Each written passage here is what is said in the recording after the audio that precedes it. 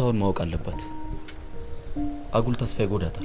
እኔ እሱ ባለው አልስማማም። አንቺም ለሱ እሱም ላንቺ የተፈጠራችሁ ናችሁ። በህይወቱ እንደሱ ሰው ወዶ ያውቅ። ዋናው ነገር በቅንነት መሞከር ነው። እኔም እንዳንቺ ነበር በራሴ ዓለም ውስጥ ጠፍቼ ነበር።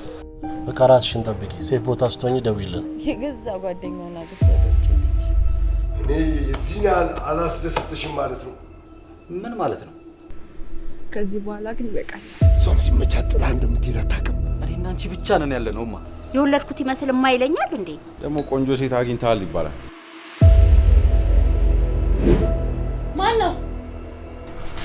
አንሳው። ህጉን ካልወደድኩትስ? ልጨርስ። አንድ ነገር ቀርቶኛል። የሸርሙጣ አለባበስ ነው ያለሽ። ከዚህ በኋላ ሚስትህ እንጂ ባሪያ አይደለም። ትሰማኛለህ? ምን የልትሄድ አስተምሽሽ እግሬ ወደ አምራይ ነው። አላበድኩም።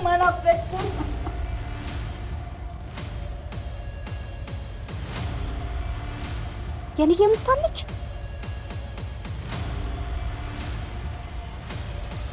እንዳታቂው